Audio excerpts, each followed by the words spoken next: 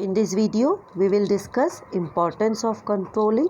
So you can see some important points which highlight the importance of controlling on your screen. So let's read out once. Improving first helps in achieving organizational goal. Judging of accuracy of standard. Third one, making efficient use of resources, improving employees' motivation, ensure order and discipline, facilitate coordination in action, helps in improving the performance. Next one is helps in minimizing errors. Let's see these points in details. So number 1, helps in achieving organizational goal. The controlling function measures progress towards the organizational goals and brings to light the deviations, if any, and indicates corrective action. It thus guides the organization and keeps it on the right track so that organizational goals might be achieved. So, when the plans are made in the organization, these are directed towards achievement of organizational goal, and the controlling function ensures that all the activities in the organization take place according to plan, and if there is any deviation, timely action is taken to bring back the activities on the path of planning. When all the activities are going according to plan, then automatically these will direct towards achievement of organizational goal. Next one is judging accuracy of standards. Through strategic controlling, we can easily judge whether the standard or target set are accurate or not. An accurate control system revises standards from time to time to match them with the environmental changes. These standards are set in planning according to some parameters. That parameters are measurable in units. An efficient control system keeps a careful check on the changes taking place in the organization and in the environment and helps to review and revise the standards in the light of such changes. A good control system enables management to verify whether the standards set are accurate and objective.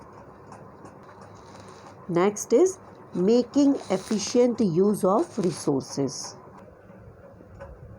Each activity is performed according to predetermined standards. As a result, there is most and effective use of resources. By exercising control, a manager seeks to reduce wastage and spoilage of resources. Each activity is performed in accordance with predetermined standards and norms. This ensures that resources are used in the most effective and efficient manner and give best outcomes, best returns in the organization. Next one is improving employee motivation. An effective control system communicates the goals and standards of appraisal for employees to subordinate well in advance. A good control system also guides employees to come out from their problems. This free communication and care motivates the employees to give better performance.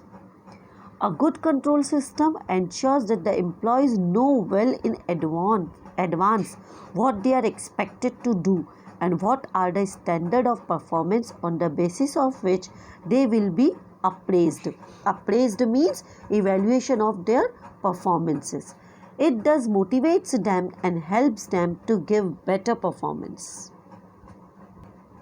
Next one is ensure order and discipline. Control creates an atmosphere of order and discipline in the organization. Effective controlling system keeps the subordinates under check over dishonesty and fraud of employees. It helps to minimize dishonest behavior on the part of the employees by keeping a close check on their activities. Next one is facilitate coordination in action. Control helps to maintain equilibrium between means and ends. Equilibrium means balance between means and ends. All the departments are controlled according to predetermined standards which are well coordinated with one another. Control provides unity of direction. It provides direction to all activities and efforts for achieving organizational goals. Each department and employee is governed by predetermined standards which are well coordinated with one another. This ensures that overall organizational objectives are accomplished. Next one, controlling helps in improving the performance of the employee. A good control system insist on continuous check on the performance of the employees, which help in creating an atmosphere of order and discipline. There are two measures which can be exercised on employees' performance.